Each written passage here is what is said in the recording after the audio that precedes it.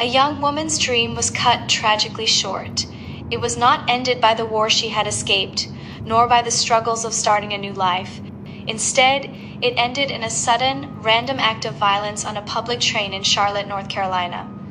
This is the story of Iryana Zarotska, a story of a life defined by courage and a death that forced a city to change. From Kiev to the Queen City, Iryana was just 23 years old. Born and raised in Ukraine, she spent her early 20s witnessing her homeland transform into a war zone. Following the Russian invasion, she became one of the millions seeking a horizon without the sound of sirens. She arrived in the United States with her mother and siblings, eventually settling in Charlotte. Iryana did not just seek refuge, she sought a future. She worked double shifts at a local pizzeria, where coworkers remember her as a quiet, hardworking presence. Between shifts, she was a student, mastering English and preparing for a career as a veterinary assistant. Her sketchbooks were filled with fashion designs and drawings of animals. It was a quiet, creative world she carried with her everywhere.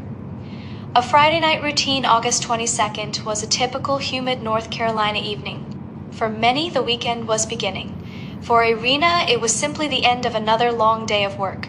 At 9:46 p.m., she walked onto the platform at the Scaly Bark station. Security footage captures a scene many of us know well: the hum of the light rail, the flicker of station lights, and a young woman sitting down with her headphones in. She was decompressing from her shift, scrolling through her phone. She had already texted her boyfriend, telling him she would be home soon. She was just minutes away from safety. The shadow on the train, unbeknownst to Iryana, a man named Carlos Brown Jr., was already on the train. At 34 years old, Brown was well known to the legal system.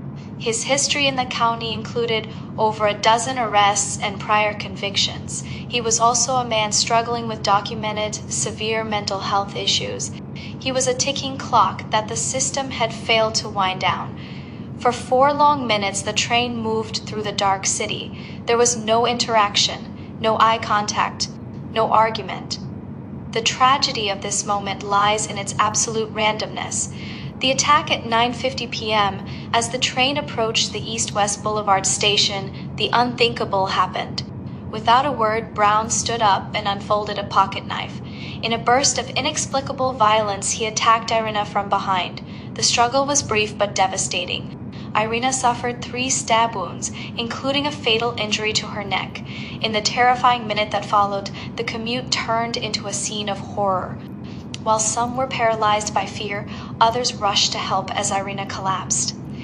With a chilling lack of urgency, Brown walked to the next rail car, removed his hoodie, and stepped onto the platform. He was arrested by waiting officers moments later. A city demands answers. Iryana was pronounced dead on that platform. The news hit Charlotte like a physical blow. This was more than a murder, it was a breach of public trust. In the days following, a memorial of flowers, candles, and Ukrainian flags grew in Charlotte's South End. The community demanded more than words. They pointed to the suspect's long criminal history, asking why he was free to roam the transit system. The debate became a focal point for how the city balances mental health compassion with public safety. The legacy of Iryana's law tragedy often moves slowly, but Iryana's case moved the wheels of government with rare speed. Within weeks, a proposal known as Iryana's Law began moving through the North Carolina General Assembly. The law was designed to close the gaps that allowed violent offenders to rotate through the jail system. It gave judges more power to deny pretrial release for certain crimes and mandated better tracking of mental health evaluations. When Governor Josh Stein signed the bill into law, it was a somber victory.